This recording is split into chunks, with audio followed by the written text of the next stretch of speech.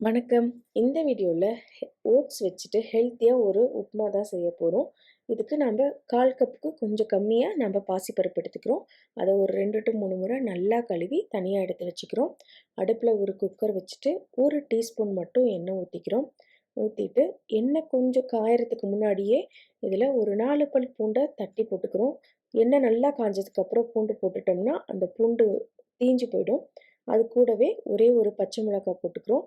அதில் கழுவி வச்சுருக்கோம் இல்லைங்களா பாசிப்பருப்பு, அதையும் போட்டுக்கிறோம். போட்டுட்டு இந்த முழுகிற அளவு இதுக்கு தண்ணி ஊற்றிக்கிறோம். தண்ணி ஊற்றிட்டு நல்லா மிக்ஸ் பண்ணி விட்டுக்கிறோம். மிக்ஸ் பண்ணி விட்டுட்டு இதுக்கு தேவையான அளவு மஞ்சத்தூள் போட்டுக்கிறோம்.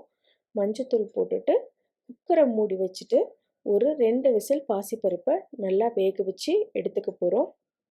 வேக வைக்கிறதுக்கு முன்னாடி நம்ம வெயிட் போடுவோம் இல்லைங்களா, அதுக்கு முன்னாடி இந்த மாதிரி ஆவி வருதான்னு செக் பண்ணிவிட்டு வெயிட் போட்டுட்டோம்னா உள்ள சாதம் ஏதாவது அடைச்சிருந்தா கூட நம்மளுக்கு வந்துடும்.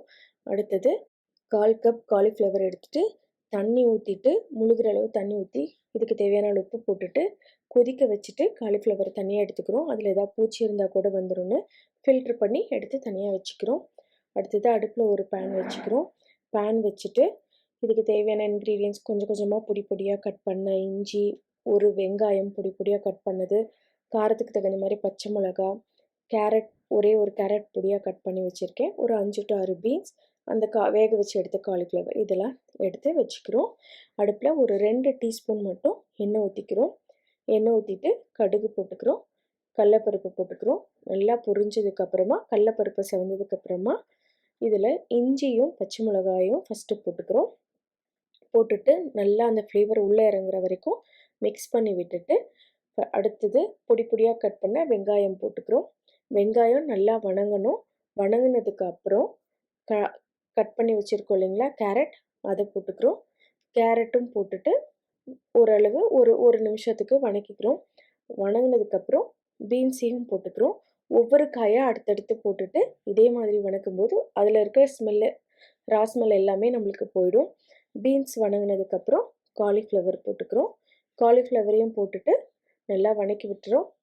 வணக்கி விட்டதுக்கப்புறமா பச்சை பட்டாணி இருக்கும் இல்லைங்களா, உரிச்ச பட்டாணி, காஞ்ச பட்டாணி இல்லை உரிச்ச பட்டாணி, அந்த உரிச்ச பட்டாணியை ஒரு 1/4 கப் எடுத்துட்டு அதையும் போட்டுட்டு மிக்ஸ் பண்ணிக்கிறோம்.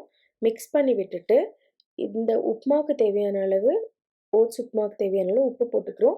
உப்பு இதுக்கு ரொம்ப பிடிக்காது ஓட்ஸுக்கு, அதனால் கொஞ்சம் கம்மியாகவே போட்டுக்கோங்க. மஞ்சத்தூள் இது போட்டுட்டு மிக்ஸ் பண்ணி விட்டுட்டு இதுக்கு தேவையான அளவு தண்ணி ஊற்றிக்கிறோம். இப்போ 3/4 கப் ஓட்ஸ் போடுறோம்னா 1/2 கப் தண்ணி ஊற்றிக்கலாம்.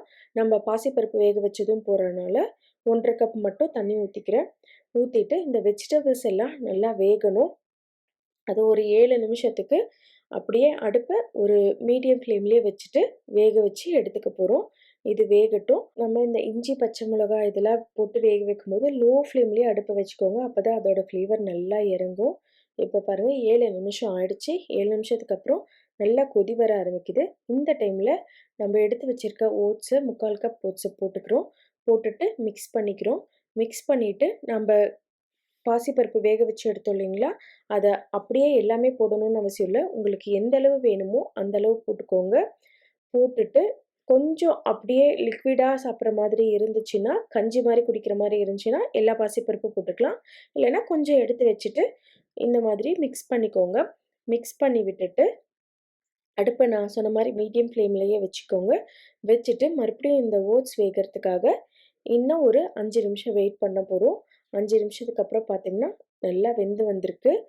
இந்த டைமில் நம்ம கொத்தமல்லி தழை தூவி சர்வ் பண்ண வேண்டியதுதான். ஓட்ஸ் உப்புமா சூடாக இருக்கும்போது கொஞ்சம் அப்படியே லிக்விடாக இருக்கிற மாதிரி தான் இருக்கும். ஆனால் ஆறுனதுக்கப்புறம் நல்லா இஞ்சிக்கும், சாப்பிட்றதுக்கு டேஸ்ட்டாக இருக்கும்.